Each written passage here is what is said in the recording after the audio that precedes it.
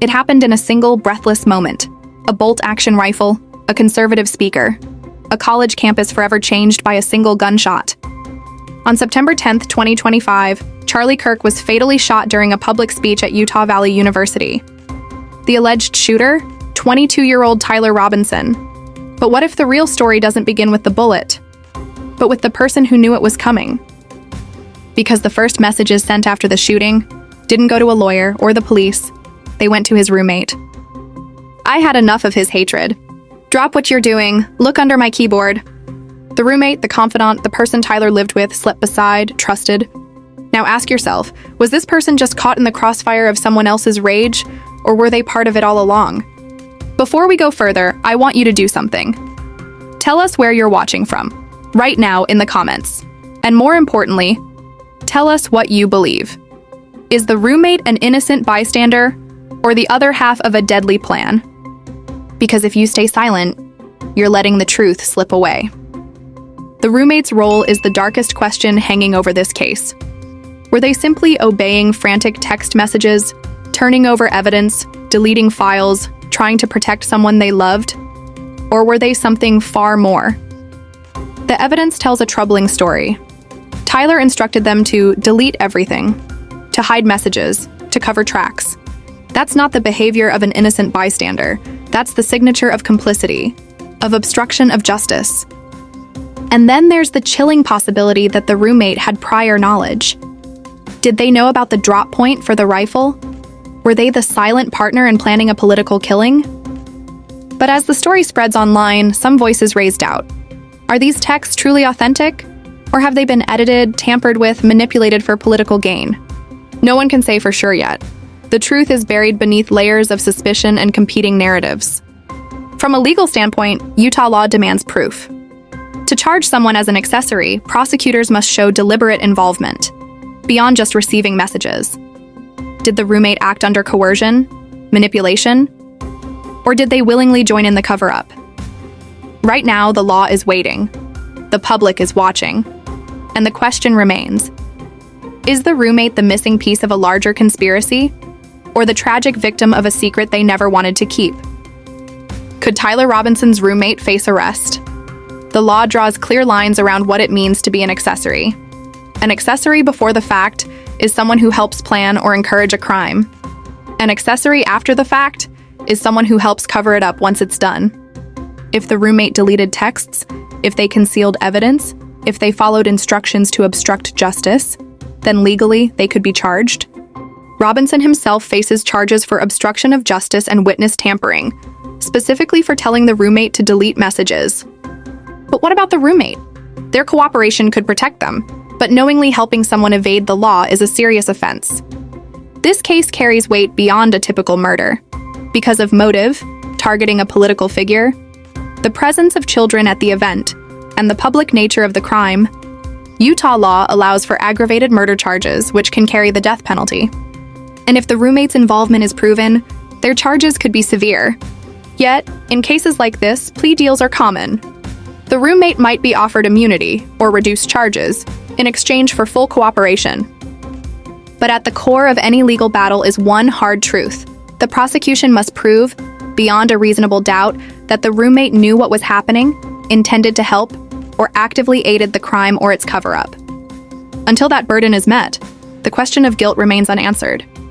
A shadow hanging over this case, waiting to be revealed. Imagine finding a note, not tucked away somewhere distant, but hidden right under your keyboard. The roommate's first reaction? You're joking, right? You weren't the one who did it, right? Confusion, disbelief, betrayal so deep it fractures trust beyond repair. Because those words weren't just a message, they were a confession, a shattered promise. Across campus, Charlie Kirk's final moments played out in real time. A public speech abruptly ended by a single gunshot to the neck. The crowd froze, children cried, the air thick with panic and fear. Voices that once filled the auditorium now silenced by shock and blood. And then, the courtroom. Tyler Robinson, alone, cloaked in an anti-suicide smock. Expression unreadable, the weight of what he had done pressing down like a stone. Nearby, Erica Kirk, widow protector, granted a protective order, her grief a quiet storm. Outside the courthouse, a nation divided mourns. Political fallout spreading like wildfire. Friends and foes alike forced to confront the terrifying reality. When ideology turns violent, there are no winners. This isn't just a case about crime. It's about fractured families, lost futures, and the human cost of hate. And behind every headline, a heartbreaking story waiting to be told. Some facts about this case are almost too strange to believe. Every single bullet casing found in the rifle had messages etched into the metal. Words that paint a picture of intent. A manifesto hidden in plain sight. The weapon itself was wrapped tightly in a towel. Not just any towel, one that matched Tyler Robinson's DNA. On the towel, on the rifle's trigger, on the unfired casings. Robinson went to great lengths to avoid detection. No fingerprints on the gun. A carefully chosen drop point to hide the weapon after the shot. This wasn't impulsive, it was methodical, cold, calculated. And then there's the protective order granted before the trial even began. A rare legal move, signaling how seriously the court views the threat to Erica Kirk and the family. Adding to the gravity, children were present at the event. An aggravating factor under Utah law, one that could tip the scales toward the death penalty. This case is not just about a murder. It's about messages hidden in metal, plans laid with precision, and a justice system bracing for one of its most politically charged trials in years. Charlie Kirk was a name you either applauded or protested.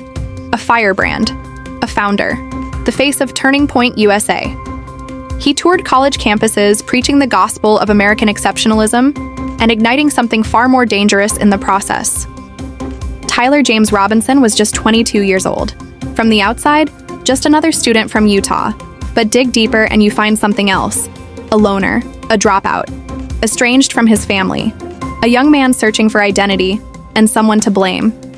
And then there was the roommate, a biological male in the process of transitioning, romantically involved with Robinson. They shared a home, a bed, and, it now seems, a terrible secret. September 10th, 2025. It was just supposed to be another stop on Kirk's American comeback tour. Utah Valley University.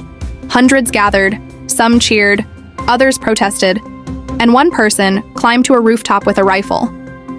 A bolt-action gun, one shot, direct to the neck.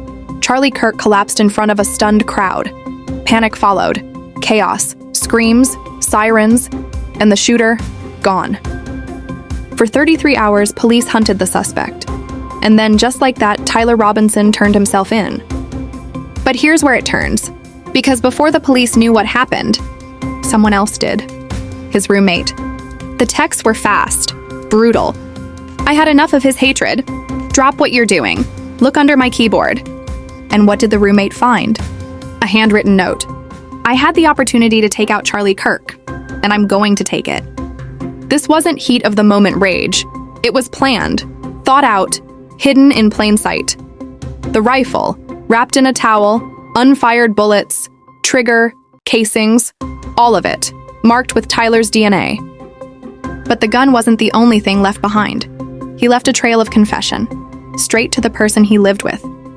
So the question is no longer just who pulled the trigger, it's also who already knew it was coming. And did they do anything to stop it? Or did they help him disappear? In the eyes of the law, the line between justice and vengeance is razor thin.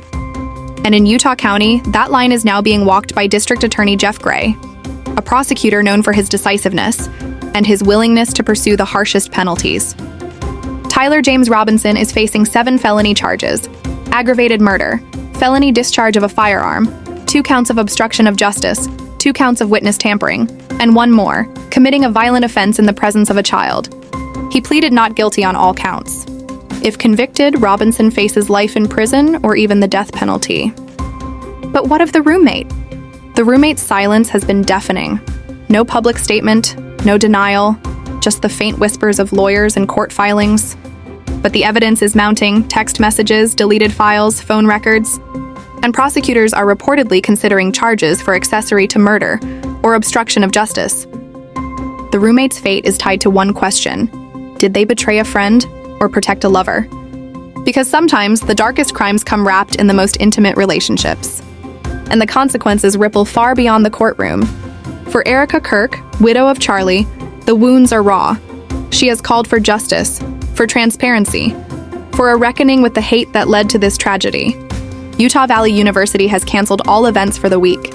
Security tightened on campus, and the community grapples with fear and grief. This is more than a story about a fatal shooting.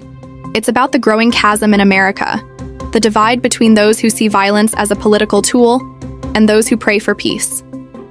And as the trial date approaches, the eyes of a nation will be fixed on Utah County. Because the truth matters, no matter how painful. This case will test the limits of justice, love, and loyalty. And when the verdict finally comes, only then will the full story be told.